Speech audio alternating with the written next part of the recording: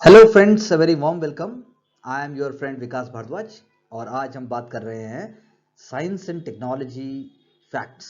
We are going to have a look at GPS and space, NASA's new observatory, new X-ray observatory which is there, IRNSS in India and Oscar 1. Let me remind you once more, our goal is to understand and to pick up key areas so that you can definitely move towards your goal of getting success in a smart manner. So, what is GPS? What is GPS and how do we see it? That is GPS. We know that बहुत समय से it has played an very important role in getting people to places. आपने एक button touch किया और आप positional location को 2 second में जान लेते हैं कि भाई यहां पर है, ऐसा है और ये इस तरीके से कनेक्टेड है। तो point is that how we are able to do so, how we are able to understand what is GPS. अगर हम ये देखें तो जीपीएस का फुल फॉर्म है global positioning system. Global positioning system यानी कि क्या है ये? It is a system of navigation, system of navigation satellites, system of navigation satellites जो कि धरती के चक्कर काट रही है। That helps people to identify where they are and how they can get to some place. GPS क्या लोगों को एक्सेसिबल है? Yes, it is accessible to individuals. एक इंडिपेंडेंट डिवाइस है? यस। तो आप अपने स्मार्टफोन पे यदि आप चेक करेंगे तो आपको भी एक फीचर मिलेगा ग्लोबल पोजिशनिंग सिस्टम का, जिसको हम अलग अलग तरीके से Google map and so on, that's how we see it. और साथ साथ में सबसे इंपॉर्टेंट क्या है कि in these days as a part of gig economy, more number of new startup cultures and areas have come up, जो कि इसी पोजिशनिंग सिस्टम की हेल्प से ट्रैफिक ज्यादा एफिशिएंट बना रहे हैं, आपको प्लेसेस बता रहे हैं, आपको अगर कमर्शियल साइट्स चाहिए वो आपको बता रहे हैं। तो this is how we can see that satellites are helping in positioning through GPS. So NASA की एक नई एक्सरे ऑब्जर्वेटरी, क्या है मिशन इसका? Mission is to study black holes and neutrons.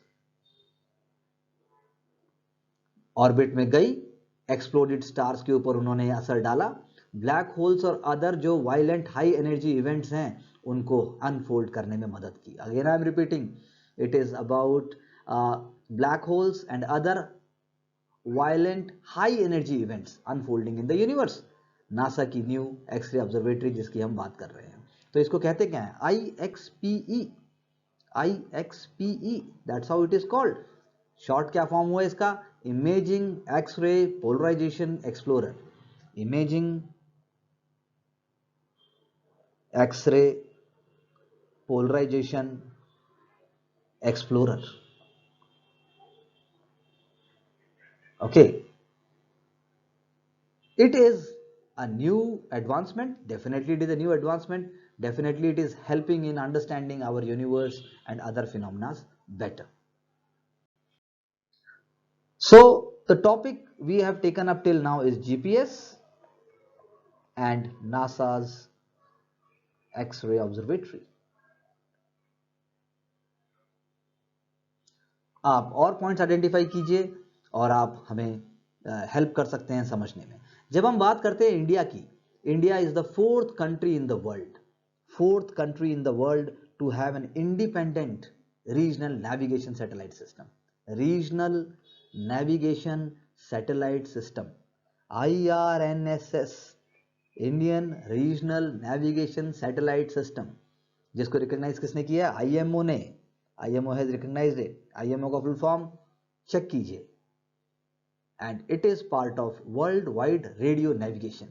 ये किसका पार्ट है? World wide radio navigation system, WWRNS, world wide radio navigation systems. So important क्या है इंडिया के लिए? जैसा कि यहां this photograph is showing, this is how it is. Have a closer look, try to understand what is at the center, try to understand कि GPS के जैसे GPS में होता है which includes a 24-hour satellite. In case of IRNSS there are 8 satellites and their range is within India and adjoining regions maximum कितना 1500 kilometres. और ये 8 satellites का जो कॉन्सेप्ट है जिसको हम कहते हैं नाविक, हम कहते हैं इसको नाविक, NAVIC, नाविक। तो इंडिया और उसके बॉर्डर के आसपास ये सैटेलाइट्स जो हैं रिवॉल्व करती हैं। Technically satellite system with more satellites is going to provide more accurate positioning information. So compared to GPS which has a positional accuracy of 20 or 30 meters, नाविक की accuracy pin pointed है, ये 20 meters तक है। It is under 20 meters, that's what we can say.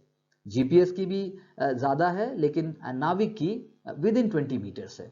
That is how you can say that it is helping India as far as infrastructure, as far as transportation, as far as mineral resources, and so on with respect to our ecological, our economic, and our natural resources development is there. In a way, it is indirectly helping for sustainable development also. अगर आप agree करते हैं तो मुझे बताइएगा। So Oscar 1 यानी कि orbiting satellites carrying amateur radio. Okay, that is how it is. Oscar 1 world का first, it is not only the world's first non-governmental satellite but the first satellite which is built by a connection of private individuals। जी हाँ, private individuals ने मिलकर इसको start किया, इसको बनाया। And it is designed and constructed using limited resources. ये बहुत बड़ी बात है। इट इज ऑपरेटेड, आप कह सकते हैं इसका ऑपरेशन फॉर नियरली 20 डेज के लिए इसको ऑपरेट किया गया ताकि इसकी टेस्टिंग की जा सके, इसके स्पेस से हम इसका रिसेप्शन देख सकें। And it was launch successfully on December 12, 1961। Oscar 1 जो है फर्स्ट रेडियो रिसेप्शन सैटेलाइट आप स्पेस से कह सकते हैं। Now coming to the question time. So the question is for the measurement और estimation of which of the following are satellite images remote sensing data is used. यानी कि किसके measurement और एस्टिमेशन के लिए हम जो है रिमोट सेंसिंग डेटा को यूज करते हैं। पहला, chlorophyll content in the vegetation of a specific location, यानी कि किसी जंगल में, किसी भी डेंस वेजिटेशन एरिया में या कहीं और भी, क्या हम उसके वेजिटेशन का क्लोरोफिल कंटेंट पता लगा सकते हैं। Green house gas emissions from the rice paddies, यानी कि धान की फसल की जब आप सैटेलाइट इमेजरी से पता लगाना चाहोगे तो क्या पता लगा पाओगे कि GHG green house gas emission कितना हो रहा है। Land surface temperature of a specific location, क्या आता है आपके माइंड में? क्या आपके माइंड में वो टेक्स्ट बुक्स के मैप आते हैं जिनमें हम येलो, ऑरेंज और रेड कलर से जो हम मैपिंग दिखाते हैं so as to show the surface temperature? क्या यदि ऐसा आता है तो प्लीज आप सोचिए, इसको इंटरलिंक कीजिए। सो चाहे वो क्लोरोफिल कंटेंट हो, चाहे वो ग्रीन हाउस गैस एमिशन हो, चाहे वो लैंड सरफेस टेम्परेचर हो, yes we can definitely measure it using satellite images or remote sensing data. So the correct answer is D. But understand the language, understand the approach, that's how you will be able to make your answers correct.